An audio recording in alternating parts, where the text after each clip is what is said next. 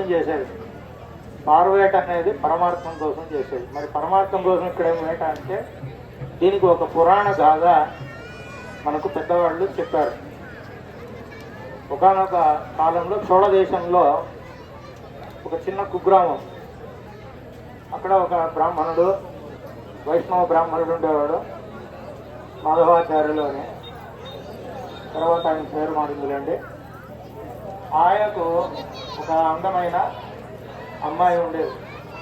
చాలా చక్కగా విద్యాబుద్ధులు నేర్పిస్తారు. ఆ అమ్మాయికి ఆమె ప్రతిరోజు తోటకు వెళ్ళి శ్రీమన్నారాయణ జపం చేస్తూ పూలు సేకరించి శ్రీమన్నారాయణని తృప్తిగా, ప్రీతిగా, భక్తిగా, శ్రద్ధగా అర్చించేది. ఈమె పుణ్య విశేషం ఇలా ఉంటే, అప్పట్లో ఆ చోళ దేశాన్ని పరిపాలిస్తున్నటువంటి విష్ణుకుండిన మహారాజుకు పురుషోత్తముడు అనేటువంటి కుమారుడు ఉండేవాడు. అంటే ఆయన పేరులోనే పురుషోత్తముడు అని. ఆయనకి ఇంత వయసు వచ్చింది, నాయన నీకు ఇంత రాజ్యాభిషేకం చేస్తాం, యువరాజ్యాభిషేకం చేస్తాము, నువ్వు ఈ రాజ్యపాలన స్వీకరించాలంటే లేదు, నాకు లోకానుభవం కావాలి, నేను దేశమంతా తిరిగి వచ్చి సమస్యలంతా తెలుసుకున్న తర్వాత మళ్ళీ రాజ్యాభిషేకం చేసుకుంటానని దేశాటనకు బయలుదేరాడు. అట్లా వస్తూ వస్తూ ఇప్పుడు నేను చెప్పినటువంటి ఈ అమ్మాయి ఉన్నటువంటి ఊరికి వచ్చాడు. వచ్చి ఆ తోటలో పూలు వస్తుంటే ఆమె అందచందాలు చూసి ముగ్ధుడయ్యి, ఆమె సౌశల్యానికి కూడా ముగ్ధుడయ్యి, అంటే ఆమె సౌశల్యం ఆయనకు అప్పుడే ఎట్లా తెలుసు అంటే, మనకు తెలిసిందే కదా, face is the index of mind అని. కొంతమంది ముఖం చూస్తే వాళ్ళు ఎంత మంచివాళ్ళు అనేది చూస్తూనే అర్థమవుతుంది. ఇంకొంతమందిని చూస్తే ఇప్పుడే పని ఉంది నా పక్కన పరిస్థితి అని చెప్పి వెళ్ళిపోతారు. అట్లా అమ్మాయిని చూస్తేనే ఆయనకు చాలా ఉత్తమమైనటువంటి ఒక అభిప్రాయం కలిగి ఆమెను అడిగాడు, నువ్వు చాలా అందంగా ఉన్నావు, ప్రత్యేకించి నీ సౌశల్యం నాకు బాగా నచ్చింది, నువ్వు నారాయణ మంత్రం జపిస్తూ పుష్పాలు కోస్తున్నావు, నీలో ఉన్నటువంటి భక్తి పరాయణత్వం నాకు ఇంకా నచ్చింది, నేను పెళ్లి చేసుకుంటాను. నువ్వెవరయ్యా, నీ అడ్రస్ ఏమి, ఇవన్నీ ఆ అమ్మాయి అడగకుండా, నాకు పెళ్లి చేయాలంటే మా తండ్రి గారిని అనుమతి తీసుకోవాలి, నేను స్వతంత్రంగా నిర్ణయం తీసుకోలేను, పోయి మా తండ్రి గారిని అంటే. అట్లా కాదు, నీకు కొన్ని ఉంటాయి కదా, రిజర్వేషన్స్ ఉంటాయి కదా. ఇప్పుడు పిల్లల నాడు పెళ్లి చూపులు అడుగుతారు కదా, ఏమన్నా కావాలంటే అడుగు అబ్బాయిని, ఏమన్నా కావాలంటే అడుగు అమ్మాయిని. అప్పుడైతే బొట్టు కట్టారంటే కట్టేసింది, ఇంకా రెండో మాటల. ఇప్పుడు ఇద్దరు మాట్లాడుకోవాలా, ఏ కంపెనీలో పనిచేస్తున్నారు, నైట్ షిఫ్టా, డే షిఫ్టా, ప్యాకేజ్ ఎంత, ఇవన్నీ ఉన్నాయి కదా. అప్పుడు అవన్నీ అమ్మ నాన్న చెప్పారంటే తల దించుకొని ఆమె కాళ్ళు కట్టించుకునేది. లేదు నువ్వు పెళ్లి చేసుకోరంటే అట్లా ఆయన వాడిపోయాడు. ముందు ఫిక్సేషన్లకు కూడా మా కాలంలో అయితే మేము పోయిన లేదు. ఫిక్సేషన్లో నువ్వు వచ్చి ఏం చేస్తావు అక్కడ, ఇంట్లో ఉంటారు పర్వాలేదు అంటారు. అట్లా అంటే ఆ సాంప్రదాయాలన్నీ కూడా పెద్దల పట్ల ఉన్న గౌరవానికి చిహ్నంగా చెప్పుకోవాలి అంతే, ఇంకేం వేరే అయ్యి కాదు. ఇప్పుడు చెడ్డవాళ్ళని, అప్పుడే చాలా మంచివాళ్ళని కాదు. మంచివాళ్ళు అప్పుడు ఉన్నారు, ఇప్పుడు ఉన్నారు, ఎప్పుడు ఉంటారు.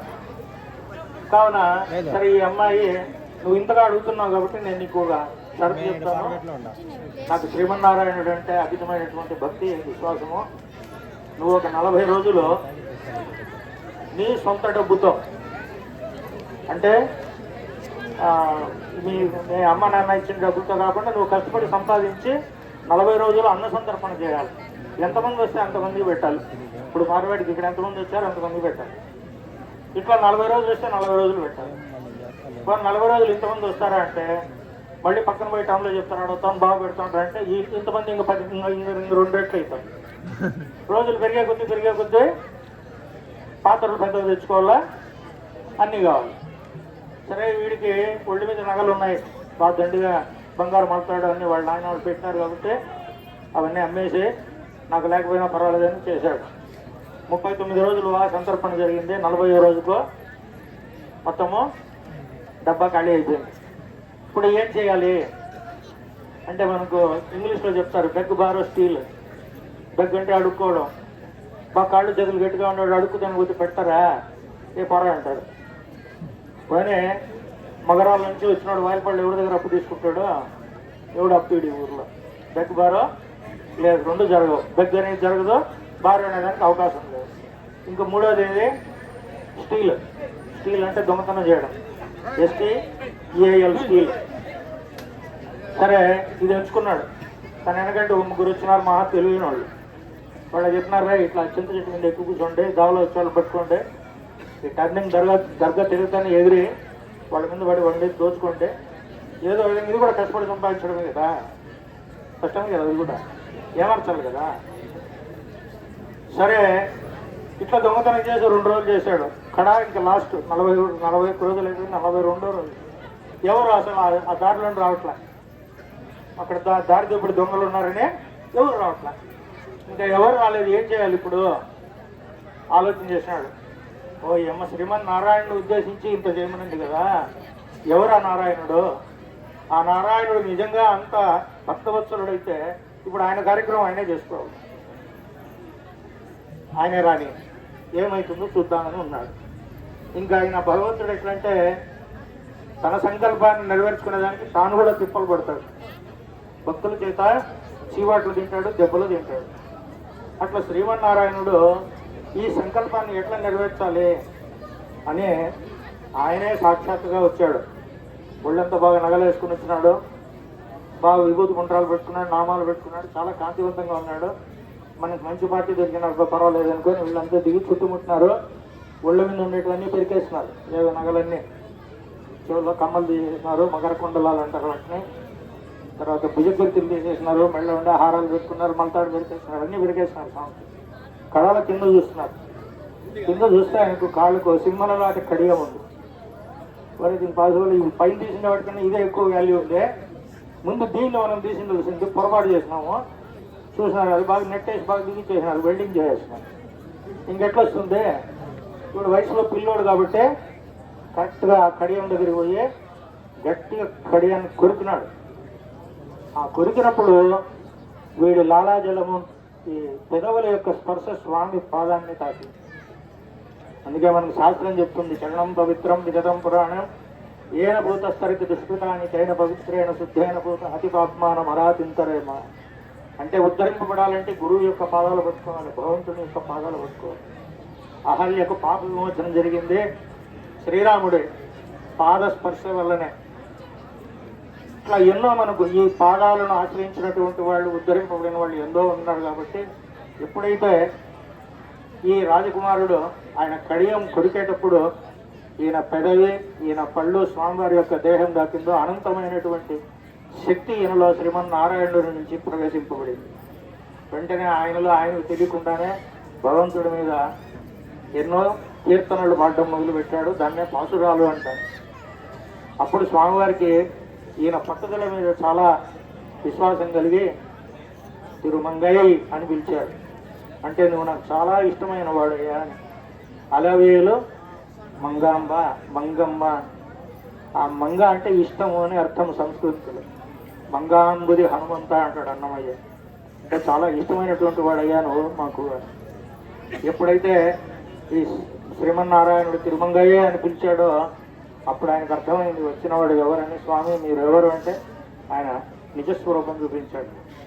ఇంకా అప్పటి నుంచి ఆయన ఎన్నో వేల పాసురాలు తిరుమంగయ్య ఆళ్వార్ చేసినటువంటి మంగళాశాసనాలు శ్రీరంగ క్షేత్రంలోనూ, అహోబిల క్షేత్రంలోనూ, తిరుమల క్షేత్రంలోనూ, యాదాద్రి అంటే అక్కడ నరసింహస్వామి భార్య పేరు ఇడిగిరినాచ్యారు అంటారు.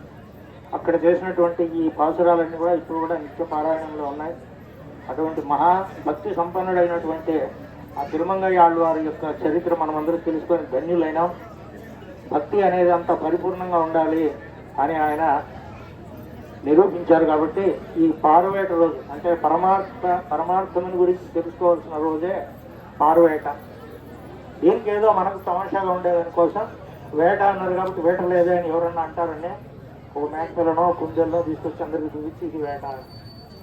కేవలం అది మనవల్లో మనకు ఒక అర్థం తెలియడానికి అంతేగాని నిజానికి రాములు వారు హింసను ప్రోత్సహించే అసలు కళలో కూడా అవకాశం ఇచ్చాడు. ఇంకా రేపు యుద్ధం మొదలవుతుందనగా కూడా విభీషణుని పిలిచి మీ అన్నతో ఇంకోసారి మాట్లాడరావయ్యా, మన కోసం వీళ్ళందరూ ఇట్లా చనిపోవడం నాకు ఇష్టం లేదు, ఏం చెప్పు సీతమ్మను వదిలిపెట్టేస్తాడేమో అడుగు. వాడు అప్పుడు కూడా వదలన్నాడు. ఇంకా చెప్పడం జరిగింది, అదంతా మీకు తెలుసు. కావున ఈ పార్వేట మహోత్సవంలో మనం అందరం పాల్గొని ధన్యులు అయినా. జై శ్రీరామ్, జై శ్రీరామ్, జై శ్రీరామ్, జై శ్రీరామ్. నారాయణం దేవమక్షరం పరమం నిత్యం విశ్వనారాయణం హరిం విశ్వమేవేదం పురుషస్య సోమవీమదే పదం విశ్వస్యాస్మేశ్వరకం శాశ్వతకం శివమక్షరం నారాయణం మహాజ్ఞేయం విశ్వాత్మానం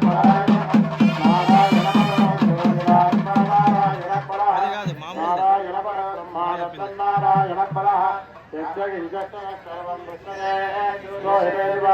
అంతర్బహిష్ట సర్వం వ్యాప్య నారాయణ స్థిత అనంతమవ్యయం కవిరం సముద్రేంద్రం విశ్వసంభవం అస్మఘోష ప్రతీకాశనం హృదయం చాభ్యులోమనం అదో నిస్వామికస్యాందేనాభ్యాం ప్రతిష్టతి కాలమాలాకులం భాతి కృష్ణస్యాయ ధర్మాద సందరకం శిలాభిస్తులంబత్యాగో శిరణ్యమం తస్యాగ్రే శిరకం దోక్షం తస్మిన్ సర్వం ప్రతిష్ఠితం అస్య మధ్యే మహేగ్నే విశ్వతామతః సోగ్రమజ్జోదంగతిరామహారమధకర్ణి హిరణ్యగోర్ధమదశ్యాది లక్ష్మయ సురేంద్రః సంతాపయ దుస్సందే అమాపాదనమర్కః తస్య మధ్యే వందికా హరియోత్సాహవంతుతః నీలతాయతమధ్యస్య విద్యుల్లేఖే జవాస్వర నీవామశోకవత్సన్నే ప్రీతాభాసరోపమ తస్యాః శిఖాయా మధ్యే పరమాత్మా వస్తుతః బ్రహ్మేంద్ర స్తోత్ర పరమస్వరాడ్ హృదయం సత్యం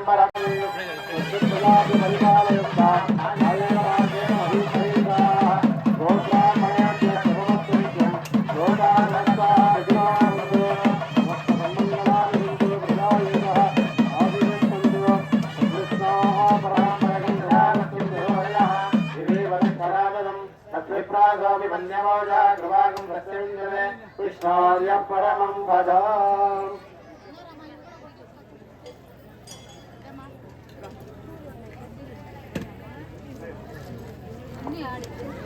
ये ले ये